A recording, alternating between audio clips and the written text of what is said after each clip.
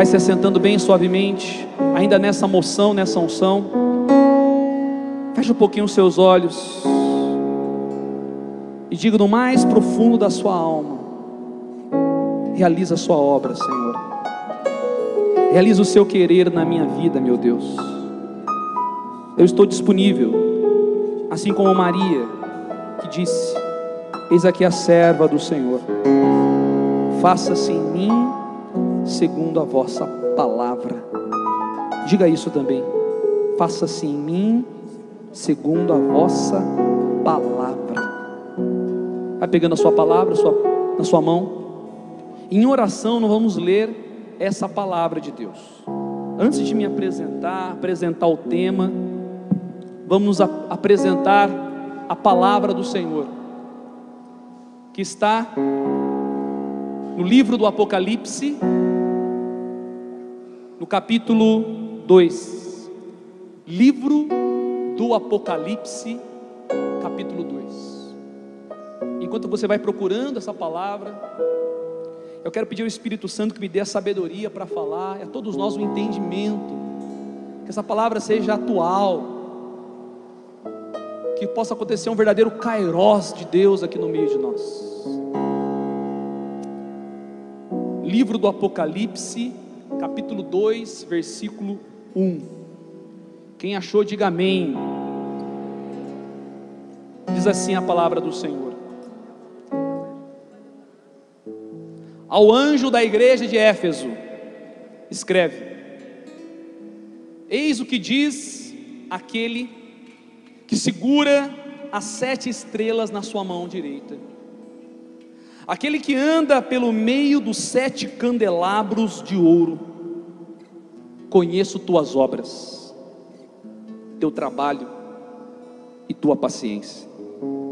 Não podes suportar os maus. Pusestes à prova os que se dizem apóstolos e não são, e os achastes mentirosos. Tens perseverança, sofreste pelo meu nome e não desanimaste. Mas tenho contra ti que arrefeceste no teu primeiro amor. Lembra-te, pois, de onde caíste, arrepende-te e retorna às tuas primeiras obras. Senão, virei a ti e removerei o teu candelabro do seu lugar, caso não te arrependas.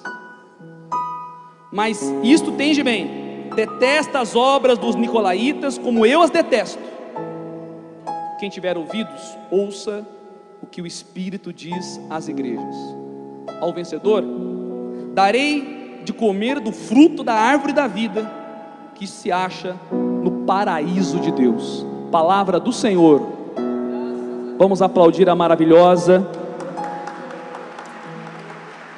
e majestosa palavra do Senhor. Pode aplaudir com força, meu irmão, minha irmã. Ai, perdão. Leva para mim lá, irmão. Derrubei aqui a nossa lembrança, gente. Pedi para o irmão arrumar para mim. Queridos, vamos repetir juntos: a palavra de Deus é mais penetrante que uma espada de 2 gumes. A palavra de Deus é mais penetrante que uma espada de 2 gumes. Você acredita nisso, sim ou não? Então é essa palavra que quer nos atravessar nesse momento agora. Amém? Meus irmãos, é uma grande alegria nós estarmos juntos aqui, e é uma grande alegria nós podermos estar em oração ao redor da palavra do Senhor, debaixo da ação do Espírito Santo, para viver essa graça da atualização de Pentecostes na nossa vida. Quem veio aqui buscar um reavivamento hoje? Levanta a mão. Quem quer ir para casa com as mãos cheias, né? Todo mundo quer. Ou seja, e o Senhor, meus irmãos, Ele nunca se deixa vencer em generosidade. Então Ele quer nos surpreender. E a palavra de Deus diz que Ele faz muito mais. Ou melhor, Efésios 3, versículo 20: aquele que é poderoso pode fazer infinitamente mais do que nós pensamos ou pedimos. Então fala para a pessoa que está do teu lado, fala para ele assim, ó: Deus pode fazer muito mais mesmo, do que você pode pedir ou imaginar. Amém, meus irmãos. Então eu sei que agora, depois do almoço, o almoço estava bom ou não? Bom demais, né? Salva de palmas os irmãos de Casa Branca, preparou com carinho para nós aqui, acolhida. Louvado seja Deus, né? Almoço gostoso, calorzão agora à tarde, né? Pergunta pro teu irmão: você quer ir pro céu, irmão? Muito bem, se ele falou que ele quer, então você vai fazer o seguinte: pode ser que esse irmão aí, durante a minha pregação, ele vai cair no repouso no Espírito. Ele está tão debaixo da graça que ele vai cair no repouso no Espírito. Se você ver ele dormindo, você vai dar uma olhadinha assim e vai dar uma risadinha bem baixa. Não pode ser alta não, senão ele acorda. Você vai dar uma risadinha bem baixinha.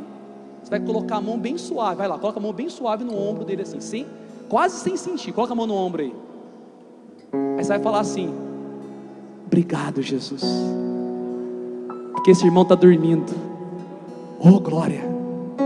E já que ele está dormindo, dá para ele o descanso eterno, meu Deus.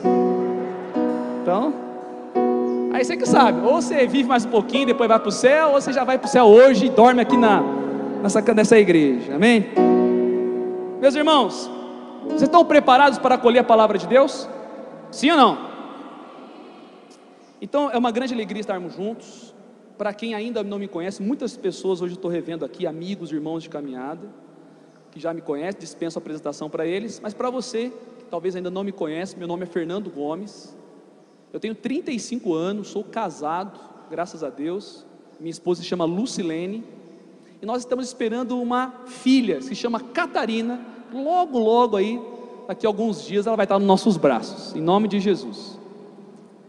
Eu tenho a graça de fazer parte da Renovação Carismática desde os meus 14 anos, quando eu tive uma experiência poderosa da infusão do Espírito Santo, e que a minha vida virou de cabeça para baixo. De um ex-usuário de drogas, Deus me fez aí um anunciador da palavra dele. Então já fazem 21 anos, graças a Deus, de caminhada, e desses 21 anos, Deus me deu um outro presente, que há 15 anos eu sou membro da comunidade católica Presença, da qual muitos de vocês já conhecem, né? A Lucimar, tem meus irmãos de comunidade aqui comigo, então é uma grande alegria também. E durante esse tempo, e aqui passou um fio na minha cabeça hoje, vendo muitos de vocês, conversando com alguns irmãos, né? Eu tive a graça de contribuir durante 8 anos com o Conselho Diocesano aqui da Renovação Carismática, coordenei durante 6 anos o Ministério Jovem da Renovação, depois fiquei mais 2 anos no Conselho Diocesano, depois fui convidado para assumir uma coordenação estadual de jovens, e eu fiquei 3 anos no Conselho Estadual da Renovação, coordenando o Ministério Jovem da RCC. Depois desses 3 anos fui convidado para exercer uma coordenação a nível nacional, e eu fiquei 4 anos coordenando o Ministério Jovem no Brasil, e 3 anos atuando também na coordenação latino-americana de jovens aqui da América Latina. Então, logicamente, a gente não consegue estar em todos os eventos, né? Eu sempre estou nos eventos principais aqui da Diocese, mas em todos os eventos a gente não consegue estar, porque realmente está sempre viajando, participando de uma atividade ou outra, pregando, assumindo. E nesse tempo eu tive a graça de compartilhar com muitos lugares aquilo que eu aprendi justamente aqui na nossa Diocese. Tive a graça de ir para muitos lugares, para muitos países, para Polônia, Estados Unidos, México, Espanha, vários lugares, Bolívia, compartilhando a palavra de Deus. E entreguei essa coordenação no ano de 2016, e nos últimos 2 anos eu tenho atuado mais na minha comunidade, na comunidade de Presença, né? E ajudado numa assessoria no Conselho Estadual da Renovação, de diálogo com as novas comunidades. Vocês estão percebendo que o Papa pediu para que a renovação, o movimento eclesial e as outras expressões se tornassem uma única expressão, né, que compõe várias expressões. Então hoje eu ajudo no Conselho Estadual a fazer esse diálogo com novas comunidades, grupos de oração, bandas, ministérios, pregadores carismáticos, né, das várias ordens. E para mim, gente, é uma grande alegria poder estar aqui hoje com vocês a palavra de Deus, porque é muito bom nós pregarmos em vários lugares, mas não tem lugar melhor para você estar do que a tua casa. Sabia disso? E vocês não sabem a alegria que eu senti de estar aqui hoje, que eu já ia participar do encontro aqui hoje, e o Guilherme me chamou para dar uma contribuição. Eu falei, não, irmão, maravilha, já ia estar lá já. Eu já estava com o coração cheio de alegria de estar com os meus irmãos. Agora poder compartilhar a palavra de Deus é melhor ainda. Então é com gratidão que eu estou compartilhando essa palavra com vocês.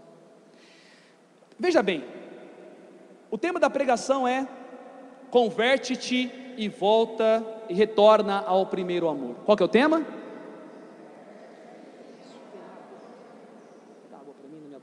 Converte-te e volta ao primeiro amor, retorna ao primeiro amor. E foi por isso que nós pegamos aqui o livro do Apocalipse.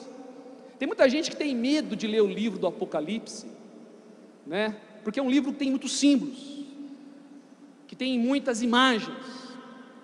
Só que veja bem, resumidamente, o livro do Apocalipse, ele foi escrito, meus irmãos, num contexto muito difícil da igreja, onde a igreja primitiva estava passando por uma grande perseguição.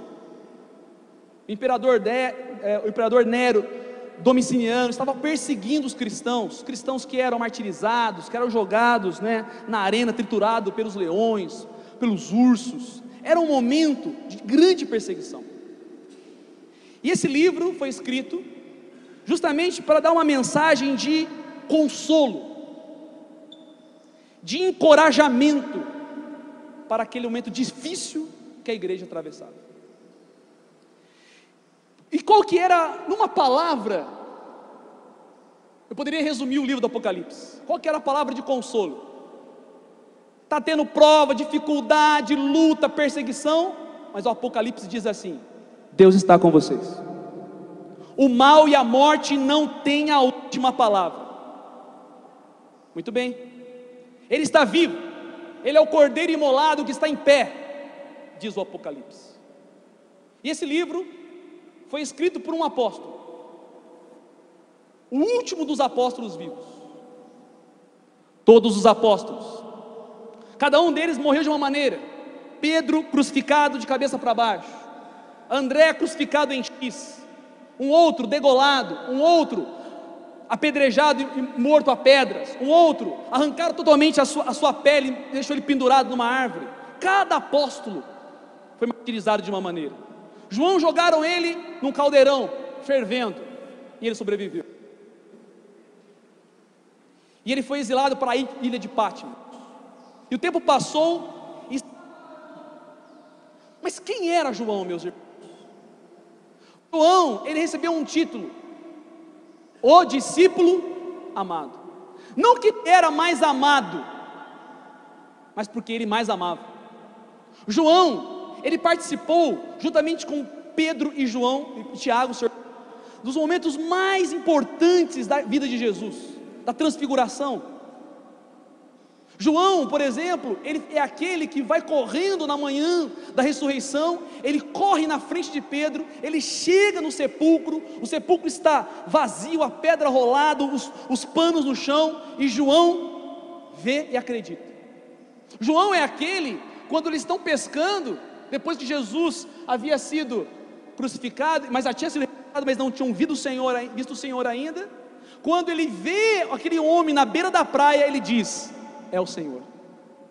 João era um homem apaixonado por Jesus. Quando ele encontrou Jesus, ele tinha apenas 24 anos, ele doou a vida inteira dele. Agora João, ele está ancião, um homem velho. Só que o amor da sua juventude não tinha terminado. O amor da juventude, o amor do encontro que ele teve com Jesus pela primeira vez, porque ele foi um dos primeiros a ser chamado, antes mesmo de Pedro, quando Jesus passou naquela praia, disse: vem e segue-me. Diz o Evangelho que eles abandonaram as redes e seguiram ele, Jesus, imediatamente. João consagrou toda a vida dele ao Mestre, ele era apaixonado pelo... Vocês perceberem como era importante a vida de João, vocês têm uma ideia? A última ceia foi feita na onde? Na casa da família de João. O Pentecostes foi na onde? Na casa da família de João. João era o discípulo tão amado, que depois que Jesus realizou a obra da redenção, aos pés da cruz, ele olhou para João e disse: filho, eis aí a tua mãe. Ele deu o maior presente para João: cuida da minha mãe. Tanto João não era um apóstolo qualquer, ele tinha uma preferência, e ele respondia a Jesus com muito amor. Se você quer saber as batidas do peito de Jesus, pergunta para João, porque ele sabia o que era estar no colo de Jesus. Portanto, de todos os evangelhos, o evangelho de João é o evangelho mais penetrante. Dos símbolos que é dado aos evangelistas, um é dado touro, outro leão, né? Tem um símbolo também do anjo, e tem um símbolo da águia. O símbolo da águia é o símbolo do evangelista João. Visão penetrante. E veja bem, João está escrevendo agora uma carta. Jesus fala para ele assim: escreve agora uma mensagem às igrejas. E ele começa então a escrever. Só que veja bem, embora o livro do Apocalipse tenha sido escrito numa circunstância histórica bem específica e determinada, ela alcança os cristãos de todos os tempos, de todas as épocas. Ela atravessa o tempo e a história. Portanto, a palavra do Apocalipse é para hoje, porque o apóstolo Paulo, quando escreve aos Coríntios, diz: agora é o tempo favorável, agora é o dia da... Então diga para o teu irmão, então a mensagem do Apocalipse é para hoje, meu irmão.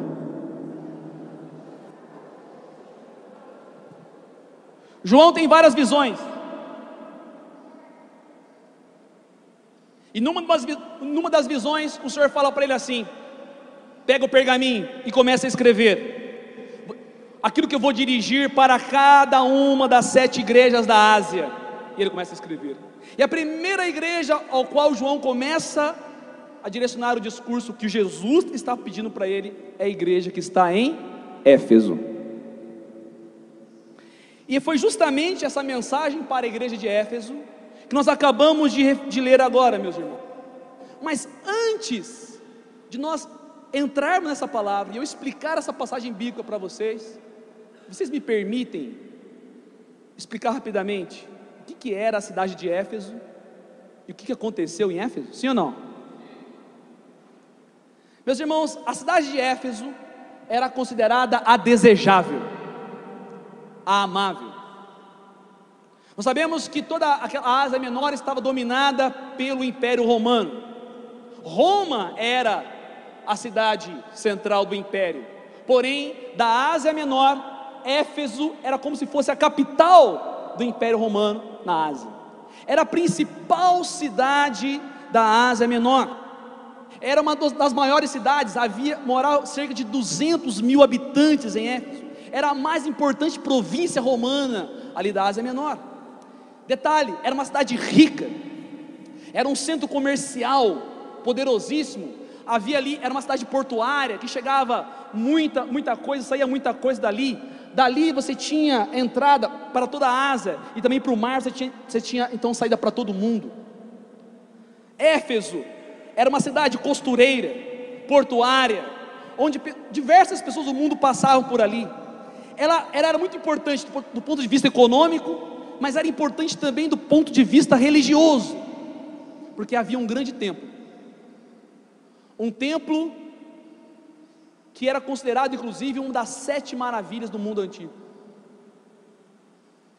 um templo dedicado à deusa Ártemis, a Ártemis dos Efésios, ou Diana para os romanos. Esse templo, ele era dedicado à deusa Ártemis, que era a deusa da fertilidade. E como deusa da fertilidade, os cultos que eram feitos ali eram cultos através de orgias sexuais. Muitas e muitas orgias sexuais para glorificar a divindade. E eles se vangloriavam daquele templo. Eles se vangloriavam daquele local. Era como se fosse a grande maravilha, o cartão postal da cidade. E veja bem, milhares de pessoas de toda a Ásia vinham até Éfeso só para ir até o templo da deusa Ártemis. Portanto, além disso, havia uma terceira questão. As pessoas não iam apenas para Éfeso para ir até o templo, porque a cidade também era conhecida como a cidade da magia, como a cidade da bruxaria. Havia muitos magos, feiticeiros, bruxos, e as pessoas pagavam para aqueles homens fazerem então os seus trabalhos. Gente, essa era a cidade de Éfeso. Fernando, mas isso é uma questão só externa. Mas agora você vai dizer comigo assim: louvado seja Deus, porque o Evangelho chegou em Éfeso. Meus irmãos, graças a Deus, o Evangelho chegou na cidade de Éfeso. Bendito seja Deus. E a palavra de Deus no livro dos Atos dos Apóstolos mostra claramente isso. Alguns cristãos já tinham chegado a Éfeso, já havia ali um grupo de discípulos, porém, o apóstolo Paulo, ele vai ser um dos principais colaboradores para que a igreja de Éfeso cresça, floresça e exploda na graça e no poder do Espírito. Vamos pegar então o Novo Testamento, deixa marcado aí o Apocalipse. Eu vou voltar daqui a pouquinho, daqui 10 minutinhos, já volto no Apocalipse. Marca aí, coloca uma marca a página e vai comigo rapidamente no livro dos Atos dos Apóstolos.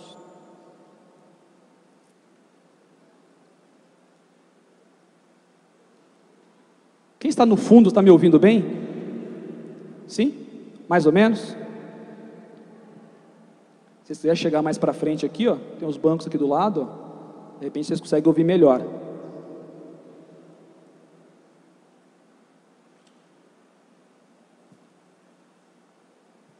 Atos dos Apóstolos, capítulo 19. Meus irmãos, vocês já ouviram falar que onde abundou o pecado, superabundou a graça, sim ou não? Meus irmãos, o Evangelho chegou na cidade de Éfeso.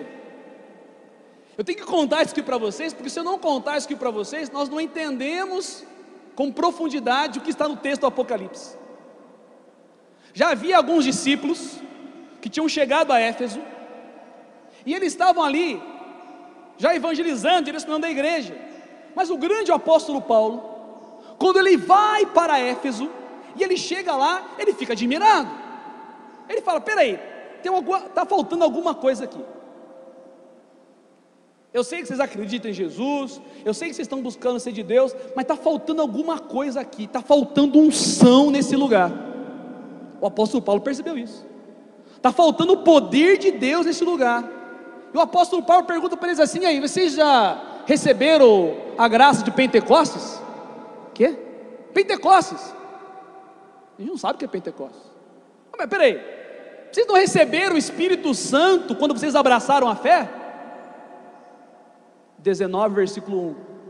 Enquanto Paulo estava em Corinto, Paulo atravessou as províncias superiores e chegou a Éfeso, onde achou ali alguns discípulos e indagou deles. Vamos ler bem alto: recebestes o Espírito Santo quando abraçastes a fé?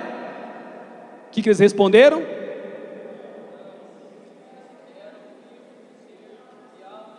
Meu Deus do céu, 12 homens conduzindo a igreja sem unção, 12 homens liderando a igreja sem o poder do alto. O apóstolo Paulo fica: peraí, está faltando alguma coisa aqui. Vocês não receberam o Espírito Santo?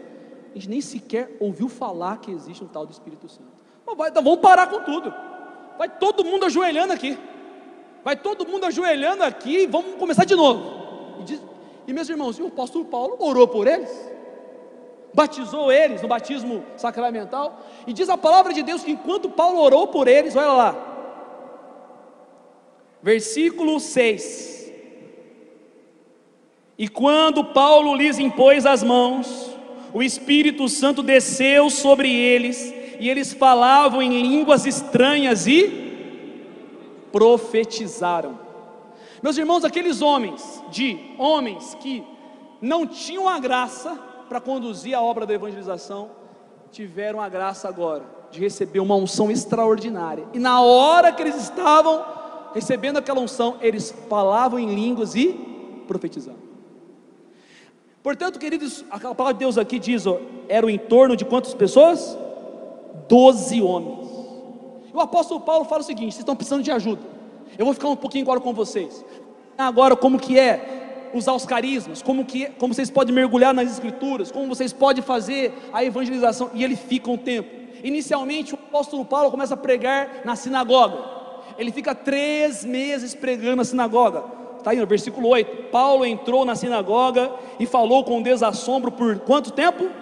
3 meses, só que veja bem, as pessoas na sinagoga não queriam saber, ele falou, não, então já que vocês não querem saber, então eu vou ficar com aqueles 12, eu vou lá com aqueles 12, eu vou trabalhar com aqueles 12 já oraram em língua, já profetizaram, eles já sabem o que é o Pentecostes. E Paulo começou então a se reunir numa casa,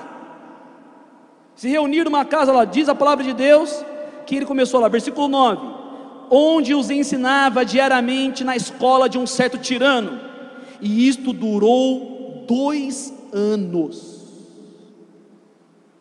Quanto tempo que o apóstolo Paulo ficou ali em Éfeso trabalhando com aqueles homens?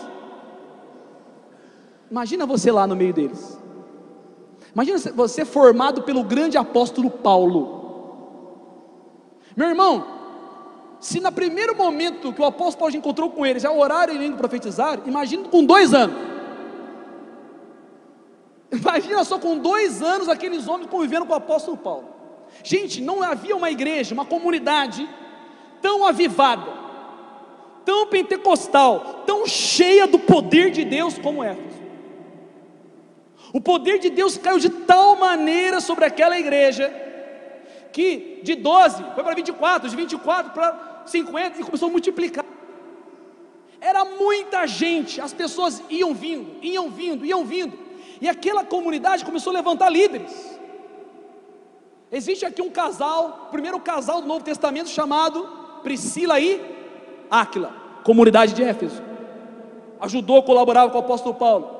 Havia um outro pregador muito conhecido, que colaborou nessa comunidade, o grande pregador Apolo. Apolo estava aqui em Éfeso. Você quer mais? Como se não bastasse, essa igreja é uma igreja tão viva, que depois que João assumiu Nossa Senhora debaixo da cruz, João levou Nossa Senhora para onde? Para onde? Passou um tempinho, e João falou assim: eu vou levar Nossa Senhora para Éfeso. Meu irmão, a Virgem Maria e o apóstolo João viveram em Éfeso. Quem fizer peregrinações, aquela que é da Turquia, vai perceber, tem a casa de Nossa Senhora lá em Éfeso. Imagina só, gente, que igreja, não, que igreja cheia de poder. E não somente isso, não eram só avivados não, eles eram homens da doutrina, porque o apóstolo Paulo era muito inteligente, então ele formou eles na doutrina, e não somente formou na doutrina, como formou também outras pessoas para serem formadores de outros. Tanto é que quando o apóstolo Paulo, depois dos 2 anos, estava indo embora, ele deixou um discurso violento. Ele falou assim, vai comigo aí, ó. Vira aí a página, versículo 27 do capítulo 20. Diz assim, versículo 25. O apóstolo Paulo se despedindo depois de 2 anos.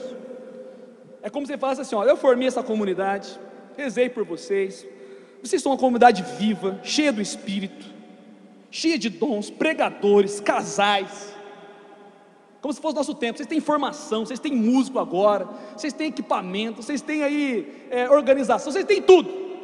Agora eu preciso ir para outro lugar, eu preciso evangelizar em outro lugar.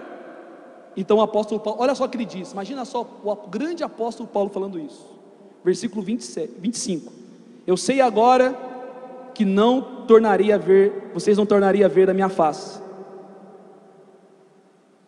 Versículo 26: portanto hoje eu protesto diante de vós, que eu sou inocente do sangue de vocês, porque nada, vamos ler juntos?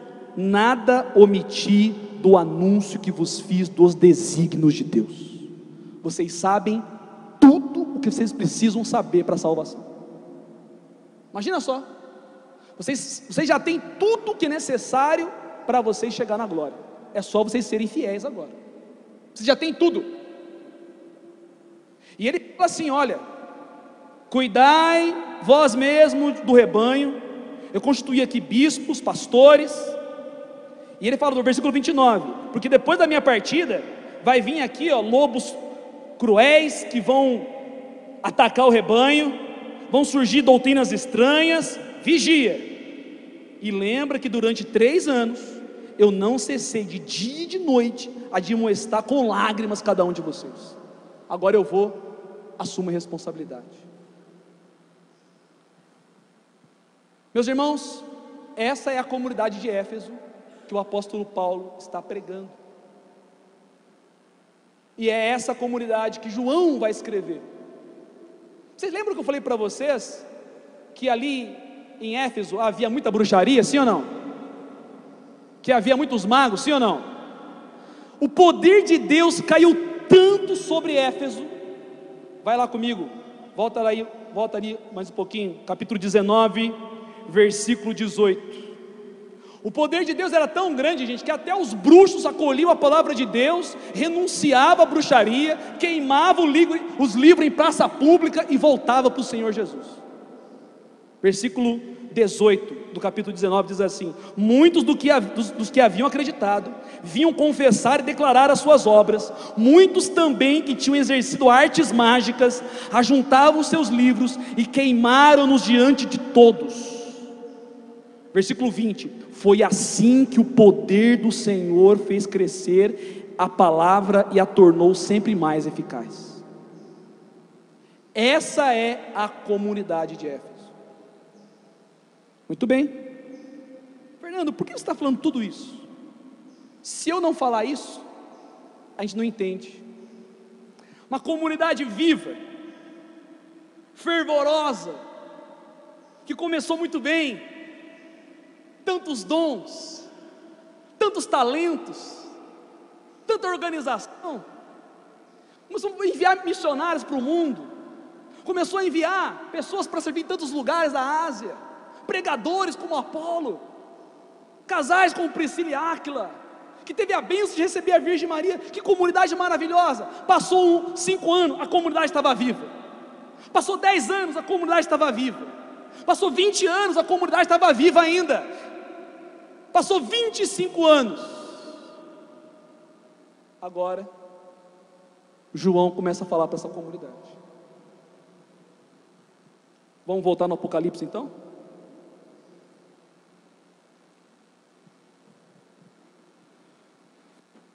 E o Senhor olha para aquela comunidade e vê o amor daquele povo, vê a doação, vê a entrega.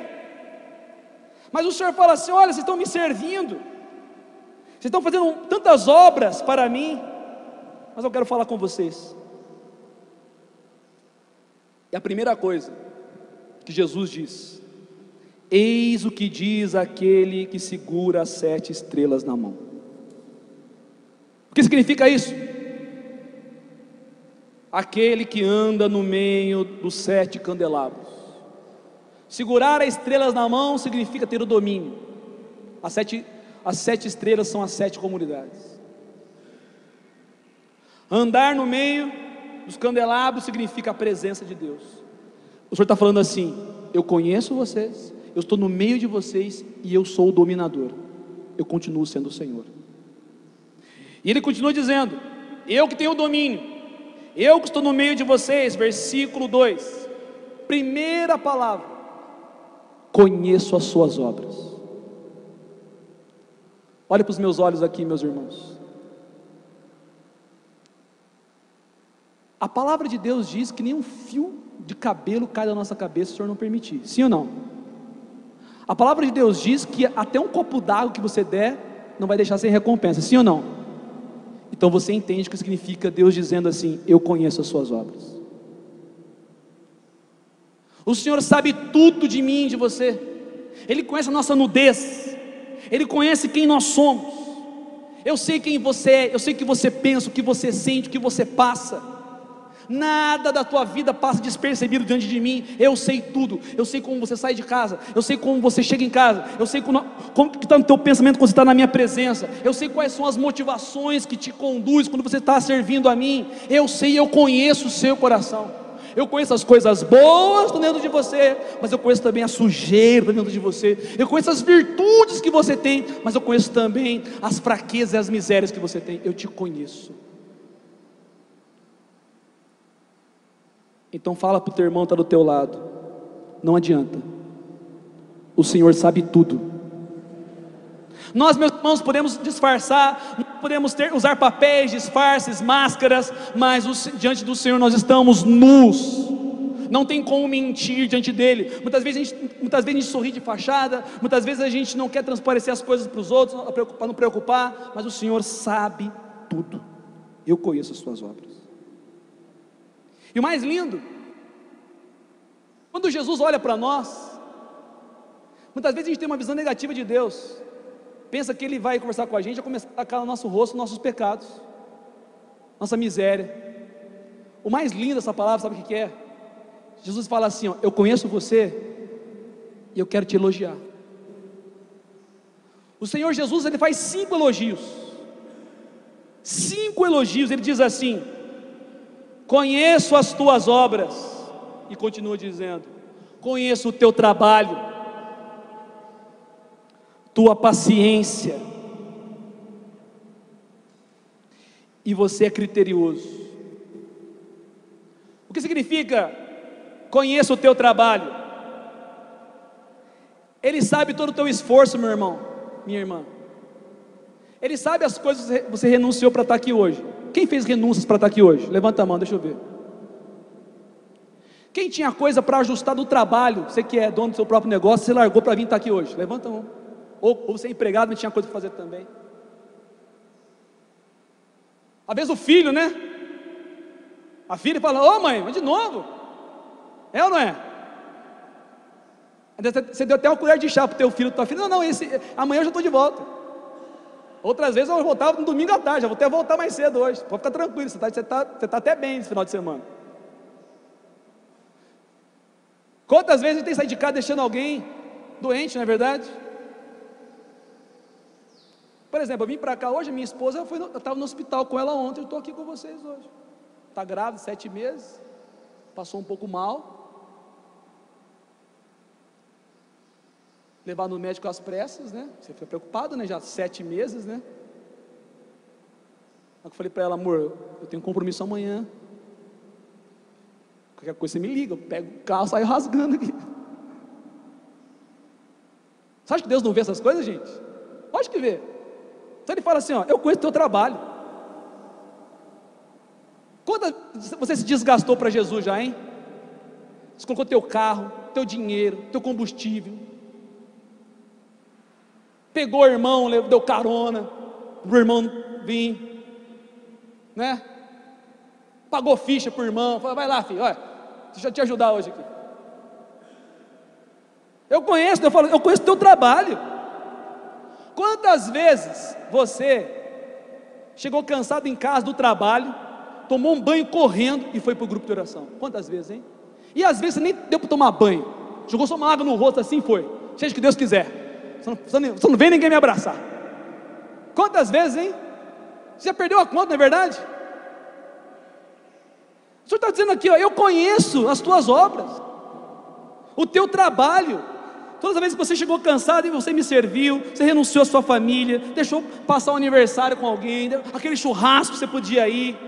Eu sei, todas as vezes que você veio, você ajudou a limpar o banheiro, puxar, guardar as cadeiras, arrumar as coisas, o teu tempo, o teu dinheiro, as tuas energias, a serviço da minha igreja. Eu conheço o teu trabalho. Então fala para o teu irmão: parabéns, fala para ele: parabéns, irmão. Que beleza, hein? Está doando a tua vida para Jesus. Fala: ô glória. Como se não bastasse, Jesus vai além. Jesus está ensinando a gente a elogiar, viu, gente? Reconhecer o bem dos irmãos, né? Jesus fala assim: eu conheço também a tua paciência. Fala para mim, vamos ser sinceros, gente. Já não teve hora que a gente perdeu a paciência na caminhada? Com alguns irmãos. Você fala assim: meu Deus, eu estou dando a minha vida, estou me desgastando. Chega aqui ainda, eu tenho que aguentar esses beiços. Eu tenho que chegar. Chega aqui aí, eu deixei desde tomar banho. Essa pessoa fala que está fazendo uma coisinha de nada e chega atrasado metade do grupo. Você está de brincadeira.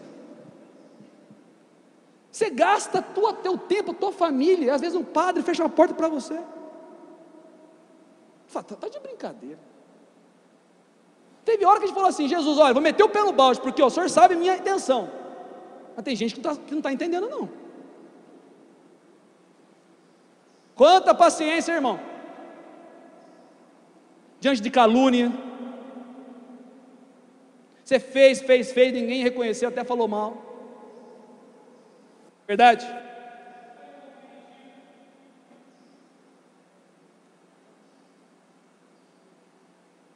Às vezes foi cacetado uma reunião de CPP. Deram a vaga para todo mundo, não deu para você, para o teu grupo. O senhor está falando assim: não, eu sei da tua paciência. Paciente demais.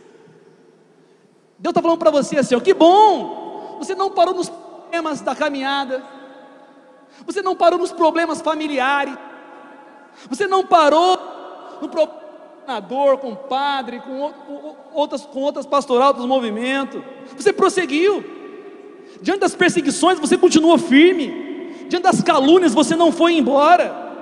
Quantos ao longo desses 10, 20, 30, 40 anos ficaram no meio do caminho? Irmãos nossos, irmãos que oraram por nós, irmãos que nos evangelizaram, irmãos que sem eles nós não estaríamos aqui hoje, não é verdade? E eles ficaram no meio do caminho, e você está aí, irmão. Então fala para o teu irmão assim: glória a Deus, meu irmão, porque você perseverou, você não parou. Conheço a tua paciência, a tua perseverança. Eu sei que talvez você até mesmo pensou em desistir. Eu sei que teve hora que bateu o desânimo. Eu sei que teve hora que você falou assim: não, acho que eu vou pegar uma coisa mais leve. Mas você retomou, porque você sabe, depois que Jesus pegou teu coração, você não conseguiu mais ficar diferente com Ele. Não, você quer ir em frente. Maravilha. Conheço o teu trabalho, tua paciência. Vou resumir aqui dizendo assim: você é criterioso. É isso que quer dizer aqui, ó. Prosete aprova os que são apóstolos, não dizem apóstolos, mas não são. Ou seja, você se tornou uma pessoa formada. Você quer a palavra de Deus corretamente.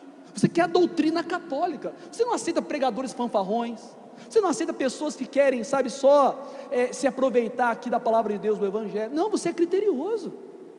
Você quer as coisas direitas, você quer andar na linha. Você não quer água com açúcar, você quer uma palavra de Deus sólida. Você é criterioso. Olha quantos elogios Deus está fazendo comigo, com você. Quantos elogios, hein? Você gosta de formação, você gosta de alimento sólido. Gosta ou não gosta? Fala para o teu irmão: você gosta de alimento sólido ou não, irmão? Então parabéns para você. Parabéns para você. Então, gente, é muita bênção. Versículo 3: você tem tido perseverança, você sofreu pelo meu nome e não desanimaste. Uma salva de palmas para você. Salva de palmas para você. Pode aplaudir, aplauda o seu irmão. Você teve perseverança, você sofreu pelo nome de Jesus e não desanimou. Fala glória a Deus. Meu irmão, minha irmã, só uma coisinha Jesus quer chamar a atenção aqui hoje. Só uma. Ele deu 5 elogios. Só uma. O problema da igreja de Éfeso não era a falta de pregador, não era a falta de formação, não era a falta de organização, não era nem falta de dinheiro.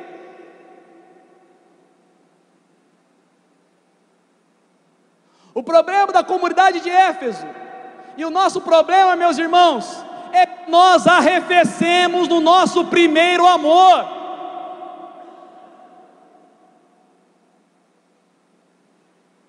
É como se Jesus olhasse para mim e para você e falasse assim: olha, você tem trabalhado, você tem servido, você não desanimou, você está vindo, você está caminhando, você está indo no grupo, já faz 10, 20, 30, 40 anos, você está firme, você tem caminhado, você não quer parar, você não quer desanimar, mas você já não é mais o mesmo. Você era mais fervoroso, você era mais incendiado, você era mais apaixonado por mim. O que aconteceu com você? Jesus está perguntando: o que aconteceu com você? O que aconteceu com o teu início, com o teu primeiro amor? Você não é mais o mesmo. O Senhor está perguntando isso aqui para mim e para você. Fernando, o que aconteceu com você? Porque eu vejo a tua obra, eu vejo o teu trabalho, eu vejo a tua perseverança, eu vejo que você é criterioso, só que eu não sinto o mesmo amor de antes seu. Eu sinto que você não me ama da mesma maneira. Meu irmão e minha irmã, será que Jesus ele pode dizer isso para nós aqui? Depois de ter elogiado, será que ele não pode chamar a nossa atenção pelo menos? O que ele está falando aqui não é, ele não está pedindo mais trabalho, ele não está pedindo para você pegar mais, encher mais a tua agenda, ele não está pedindo para você, sabe, marcar mais encontros, não. Ele está falando para você assim: retorna ao teu primeiro amor. Queridos, hoje o Senhor está falando para mim e para você o seguinte: a única coisa que Ele tem contra nós é que nós arrefecemos do primeiro amor. E Ele dá 3 palavras para nós, 3 palavras. Ele dá para nós o diagnóstico. Qual é o problema? Arrefecimento. Qual é a solução, Fernando? Lembra-te, arrepende-te e retorne. Vamos repetir juntos? Lembra-te, arrepende-te e... Vamos fazer isso agora? Lembra-te, arrepende-te e retorne. Lembra? O Senhor nos chama a fazer memória, meus irmãos. Memória do dia que Ele nos resgatou. Memória de quando Ele nos chamou. Memória, é isso que Ele está fazendo com a comunidade de Éfeso. Lembra? Lembra como vocês eram dominadas pelos bruxos? Lembra quando vocês nem tinham o Espírito Santo? Lembra quando não havia nem pregadores, formadores? Lembra que eu visitei vocês? Lembra que eu fiz uma obra poderosa no meio de vocês? O Senhor está falando isso para você. Lembra quando você não pregava para nenhum lugar? Você não tinha cargo, você não tinha título, você não tinha coordenação, você não era um bambambam, ninguém te conhecia, você era um Zé Ninguém. Mas diante de Jesus você se sentia amado, você se sentia tudo, valorizado, você queria estar com Ele. Esse é o mais importante. Ele está falando para você: se lembra quando você chegou na minha presença pela primeira vez. A tua vida está destruída, o teu casamento estava destruído, a tua juventude estava em trapos, a tua sexualidade estava uma porcaria. Eu te peguei, eu te abracei, eu te envolvi, eu coloquei um anel no teu dedo, eu coloquei sandália nos teus pés, eu te dei um banho de regeneração, eu coloquei em você uma veste nova, eu te dei uma dignidade, meu filho. Lembra que você nem precisava ficar pedindo para você queria estar na minha presença. Você vai no Santíssimo e adora, você queria orar e ler a minha palavra apaixonadamente. Lembra que você queria fazer vigílias, você queria estar na minha presença, você não estava preocupado se você está com fome, você fica com dor na perna, você queria estar na minha presença. Lembra que você queria evangelizar, você nem sabia o que era ministério, o que era dons, o que era carisma, você queria evangelizar, você queria o mundo aos meus pés. Lembra? É isso que eu estou falando para você, é isso que o Senhor está falando para mim e para você. Você lembra? Memória. Lembra onde tudo começou? Lembrar de algumas coisas agora, eu não? Lembra quando você foi tocado poderosamente pela palavra de Deus pela primeira vez?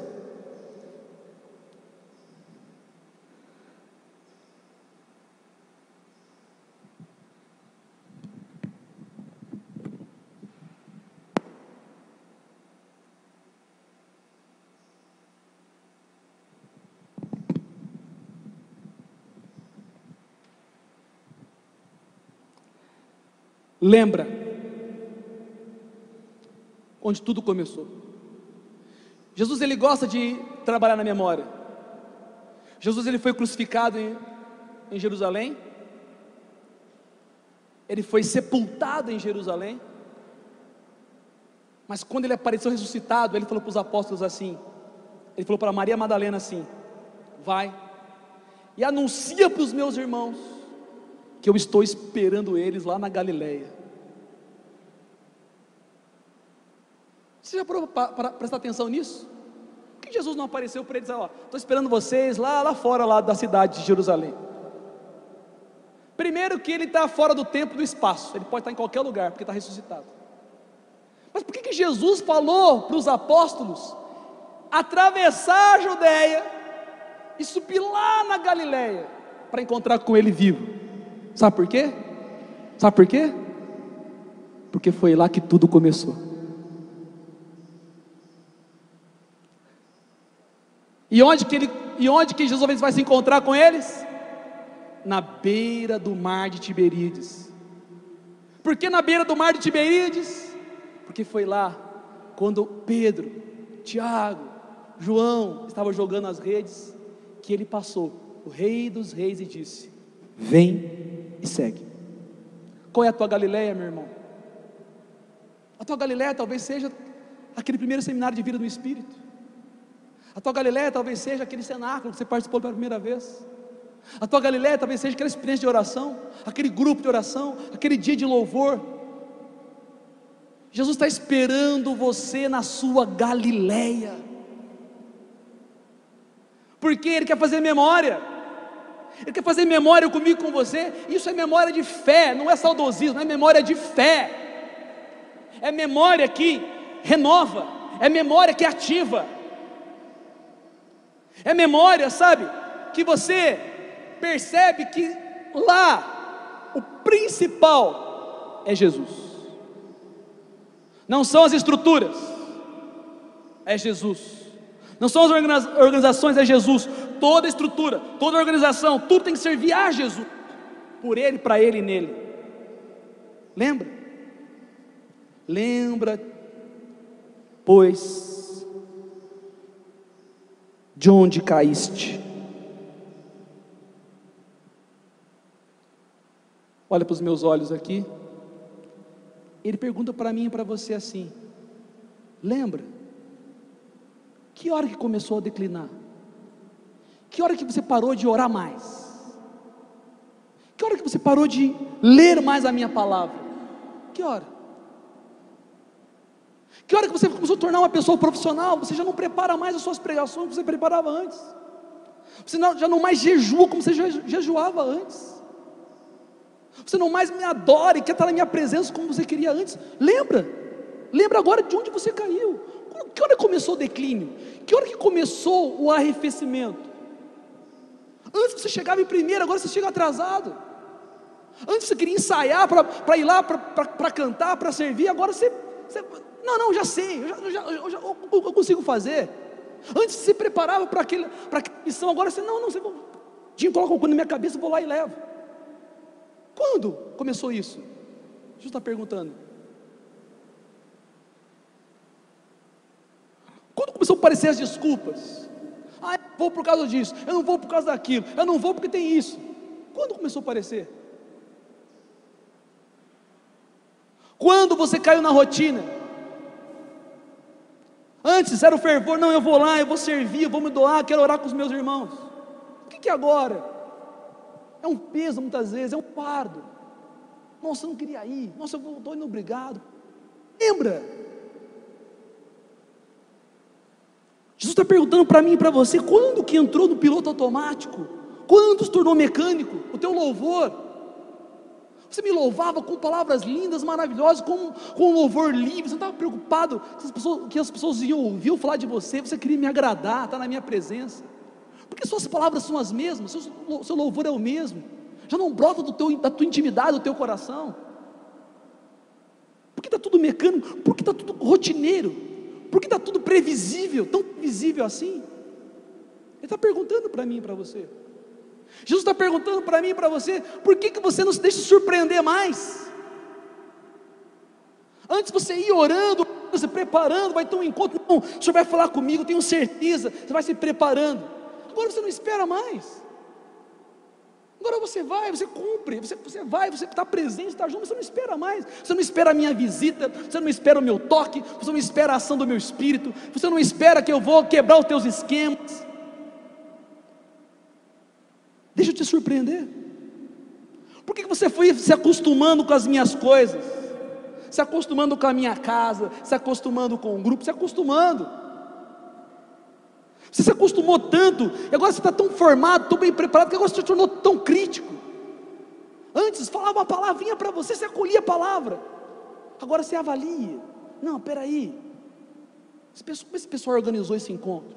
Por que chamou esse pregador? Por que colocou esse tema? Nossa, porque está atrasando agora. Não, peraí, essa música não era uma música boa. Peraí, agora você está cheio de escudo, de arma. Coloca para o chão isso aí. Antes você não tinha isso não. Uma pessoa humilde ia pregar, você não queria nem saber se ela era coordenadora, se ela tinha 20 anos de caminhada, você estava lá. Você quer acolher a palavra.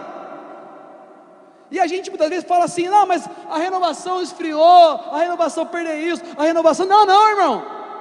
O Espírito continua agindo. Eu e você que nos colocamos muitas barreiras, muitas vezes, para o Espírito agir. É muita couraça, é muita proteção, é muita intelectualização das coisas, é muito cheio de nós mesmos. Quem está tão cheio de si não pode ser preenchido por Deus. Lembra? Por que você está tão crítico assim, excessivamente? Você tem que estar atento, você tem que usar a tua inteligência, mas por que tão crítico assim? Cadê a tua humildade? Por que você não consegue ouvir alguém que tem menos tempo de caminhada do que você, pregando, profetizando? Por quê? Por que um irmão mais novo de caminhada não pode orar por você e profetizar sobre a tua vida? O que aconteceu com você? O Senhor está perguntando.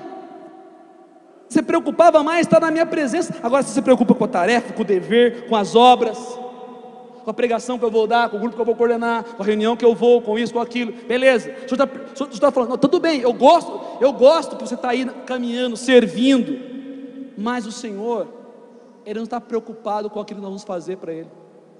Sabe por quê? Ele não precisa das nossas obras.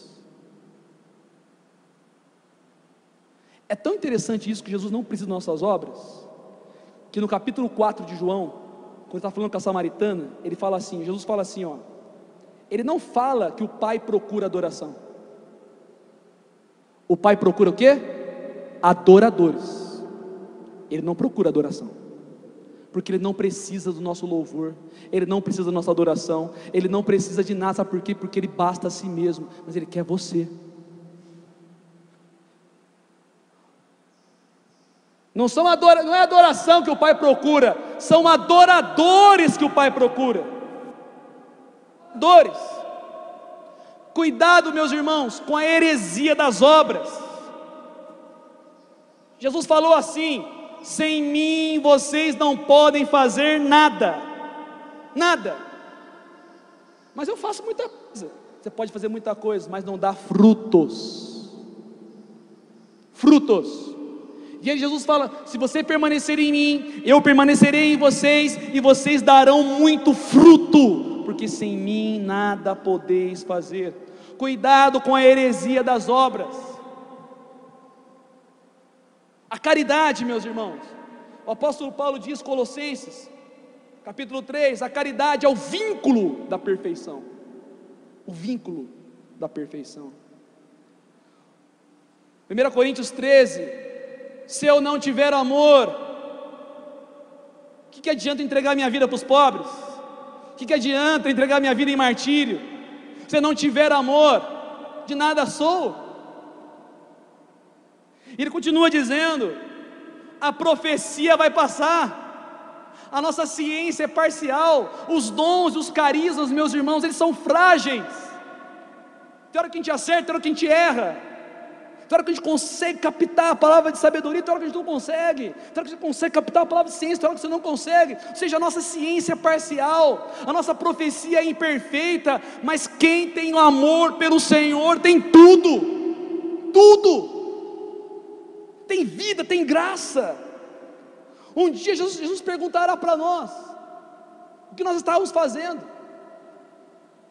Existe uma missão que o Evangelho narra, a missão dos 72, lembra? Jesus reúne 70, ou 70, o Evangelho tem Evangelho dos 70, tem outro Evangelho de 72, a missão dos 70, Jesus seleciona aqueles homens e manda eles em missão, eles vão pregar. Imagina você, quando você foi na primeira missão, quem lembra a primeira vez que pregou, primeira vez foi pregar fora, em outro lugar, que foi testemunhar para alguém, uma benção, né? A gente não esquece mais. E quando Deus faz a obra e vem os testemunhos, então, nossa senhora, hein? Que alegria, né? Eu lembro a primeira vez que a Valquíria me convidou para dar um testemunho aqui em Casa Branca, tinha 16 anos, e testemunhar que Deus tinha feito na minha vida. Comecei assim, que numa escola aqui, no encontro de carnaval, no Caique, isso mesmo, lá no Caique, no encontro de carnaval, 16 anos, nossa, que benção. Estava cheio do fogo, queria cuspir fogo do quanto é lado. Nossa, e quando as pessoas tocaram, e vem conversar com a gente no intervalo, meu Deus, está me chamando também, eu estou me dando essa vida, estou abandonando agora, você reza para as pessoas, que benção, é uma benção. E a gente muitas vezes, começa a gostar disso, é ou não é? Porque é ou não é gostoso? Você vai pregar num lugar, Deus te dá uma palavra de ciência, a pessoa vem e confirma. Você vai pregar em outro lugar, a pessoa passa um ano e fala assim, nossa, eu voltei para a igreja por aquela pregação. Você vai no outro lugar, dá um testemunho, a pessoa fala depois de um tempo, depois daquele testemunho eu mudei de vida. Você começa a falar, meu Deus, eu sou o cara, que bênção que eu sou. Só que não é isso que você vai levar, não é isso que nós vamos levar. Gente, eu estou falando para vocês aqui algo, que eu estou falando para mim primeiro. Eu não vou levar para Jesus nenhum título, nenhum cargo, nenhuma viagem, nenhum país que eu fui, nada. Ele só vai pedir o meu amor naquele dia, naquele grande dia, porque até a fé e a esperança vai ficar na porta do céu. Até a fé e a esperança, só vai entrar a caridade, porque só o amor jamais acabará. Tudo passa, tudo passa. Fala para o teu irmão aí, tudo passa, meu irmão. Tudo passa, tudo vai passar. Gente, títulos, cargos, passa tudo. Você quer saber se uma pessoa amava Jesus de verdade? Aqui é um grupo de líderes, né? Então, quer saber se um coordenador amava Jesus de verdade? Se ele termina a coordenação e continua servindo com amor. Porque se ele terminou a coordenação, começa a pipocar, começa a dar desculpinha, começa a afastar, ele amava era o cargo, o título, o poder, e não Jesus. Estou dando critério, não é para sair julgando não, porque de repente essa palavra foi para você. Então, ou seja, porque muitas vezes nunca amou Jesus de verdade, coordenou 3, 4, 5, 10 anos, depois terminou o cargo, o título, ele fica sozinho, ele fala, nossa meu Deus, o que eu vou fazer agora? Meu irmão, Jesus não quer as tuas obras, Ele quer você para Ele. Você. Eu estava falando sobre 72 enviados em missão. Foram enviados em missão, aí eles experimentam pela primeira vez o que é o Deus agindo através deles. Quando eles voltam de missão, eles voltam igual a gente quando foi para a missão a primeira vez. Nossa, que bênção, glória a Deus, é isso que eu quero fazer. Eles voltaram, Jesus falou assim, conta para mim aí, quero saber o que está acontecendo. Eles disseram assim, está lá Mateus capítulo 7, eles disseram assim, Jesus, versículo, Lucas capítulo 10, versículo 17, Senhor, até os demônios se submetem no teu nome, até os demônios, a gente reza, o capeta sai correndo, até os demônios. Jesus falou assim, olha, é verdade, Jesus disse, eu vi Satanás cair como um raio do céu, e eu dei poder para você. Ele diz isso, eu dei poder para você, pregar, orar, levar a bênção, a graça, a cura. Jesus disse, eu dei poder para vocês, contudo, segura na cadeira para não cair para trás. Contudo, não vos alegreis por isso, mas vos alegreis porque o vosso nome está escrito no livro dos céus, aleluia. Essa é a nossa alegria, meus irmãos.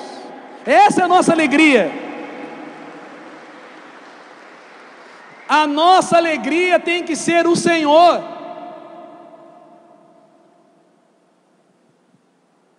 Tem que ser o Senhor.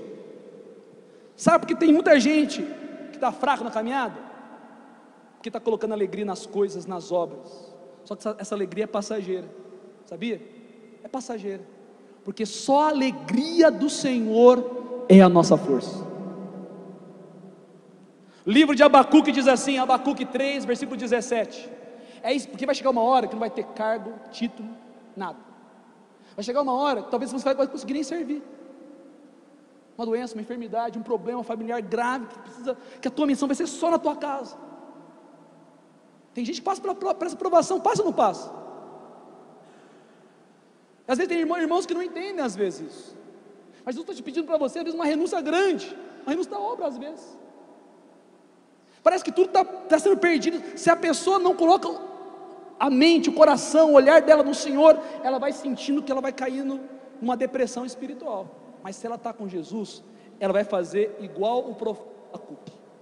Olha o que Abacuque diz: ainda que a figueira não floresça, e nem a vinha dê seus frutos, mesmo que a oliveira não dê mais o seu azeite, nem os campos a comida, e faltem ovelhas nos apriscos e gado nos currais, mesmo assim eu me alegro no Senhor, e exulto de alegria em Deus meu Salvador. Está se sentindo fraco? O profeta diz: o meu Deus e o meu Senhor é a minha força. Queridos irmãos, para nós caminharmos para o final, lembra-te, se nós perdermos o foco do Senhor, eu quero dizer uma coisa para vocês, gente: o discernimento espiritual aqui é o mais desafiador, porque a gente pensa que está amando o Senhor, mas a gente tem que ter a coragem de nos deixar confrontar pela palavra e nos perguntar: será que eu estou amando verdadeiramente? E se me tirassem tudo, será que eu me completaria somente no Senhor? Porque a missão, meus irmãos, ela é transbordamento. Se não é transbordamento, não é missão. Transbordamento. Não vos alegreis com isso, vos alegreis porque o vosso nome está escrito no livro dos céus. Lembra-te, pois, de onde caíste. É a primeira palavra. E a segunda? Olha para os meus olhos aqui. Sou teu irmão, estou dizendo isso com todo o amor do meu coração. Se eu pudesse, eu pegaria uma caneta, uma letra de fogo, escrevendo no teu coração. Mas quem faz isso é o Espírito Santo. Jesus está dizendo para mim e para você, está fazendo assim, ó. Lembrou? Não fica se martirizando. Não fica agora falando: nossa, está tudo perdido para mim. Não. Nossa, mas eu era tão diferente no começo. Por que eu deixei o amor esfriar? Jesus não está pedindo isso para você. Ele está falando para você: lembrou? Arrepende-te e retorna às tuas primeiras obras. Lembra-te e arrepende-te. Gente, o principal convite do Novo Testamento é arrependimento. A primeira pregação de João: arrependei-vos. A primeira pregação de Jesus: arrependei-vos. E o convite para todos os tempos, eternizado no livro do Apocalipse, é: arrependei-vos. Arrependimento, meus irmãos. Só que não é um arrependimento onde você só faz um examezinho de consciência e fala assim: não, eu errei aqui, errei ali, eu preciso melhorar. Não, não. Esse arrependimento aqui é acompanhado muitas vezes do dom das lágrimas.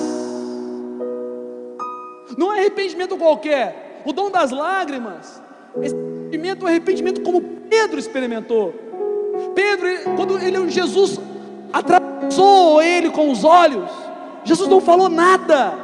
Só de Pedro olhar para Jesus, ele caiu em prantos. Ele caiu em prantos. Os santos e santas da igreja chamam isso de dom das lágrimas. É a graça, é o dom de chorar nossos pecados. Você já pediu para Deus essa graça já? Alguma vez? Vamos pedir hoje. Talvez você não vai receber essa graça agora. Talvez você vai receber na insistência da sua oração. Talvez vai receber daqui uma semana, um mês, se você realmente quiser. O dom das lágrimas, irmão, Santo Ambrósio dizia, Santo Ambrósio, bispo de Milão, dizia assim: na igreja existem duas águas. A primeira água de Santo Ambrósio é a água do batismo,